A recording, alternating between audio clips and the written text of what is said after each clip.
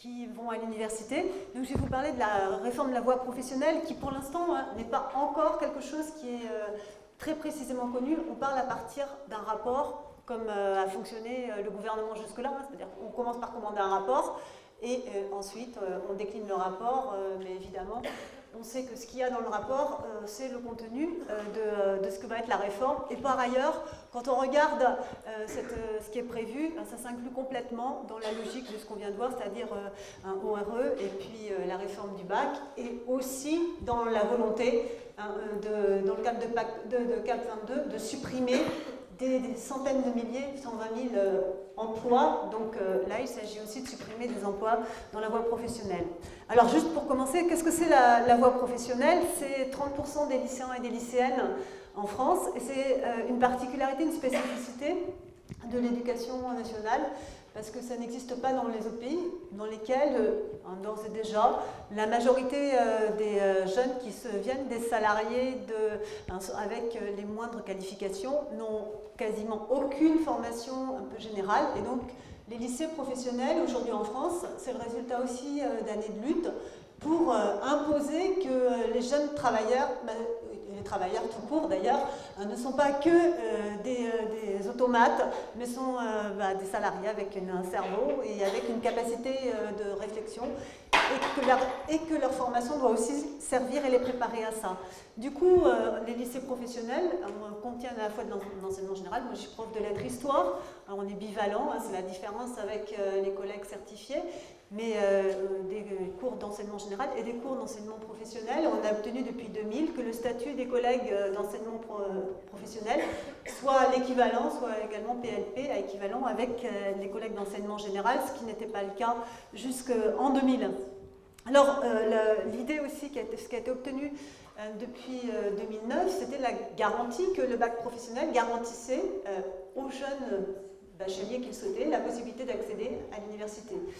Et justement, la première des choses que veut supprimer la réforme de la voie professionnelle, c'est la possibilité pour les jeunes de bac professionnel de pouvoir aller à l'université. Il y a trop d'étudiants potentiels, plutôt que de discuter comment on ouvre des places, on discute comment on va faire disparaître des étudiants potentiels. Et là, en l'occurrence, on commence par décider que les jeunes en bac professionnel n'ont pas vocation à pouvoir poursuivre des études après leur baccalauréat.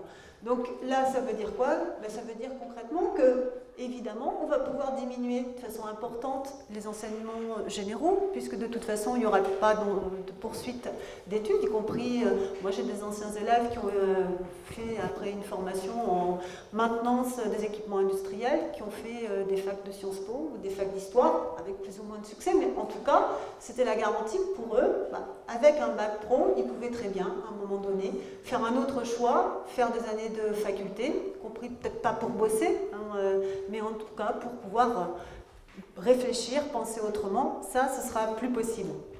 La deuxième chose, c'est le fait que cette réforme, elle s'inscrit dans le cadre de toutes les réformes du gouvernement sur la transformation du marché du travail, et à commencer par, dans le cadre de la formation, pouvoir inculquer dès le départ que dans les entreprises, c'est l'entreprise qui est au centre de tout, et que une formation professionnelle, là où elle s'apprend, un métier, ça s'apprend en entreprise et pas dans un lycée, même professionnel.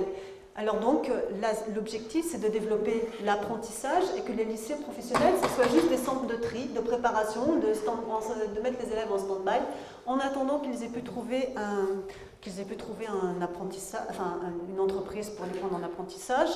Et par ailleurs, avec la mise en concurrence entre les lycées professionnels publics et les CFA privés, c'est déjà le cas aujourd'hui.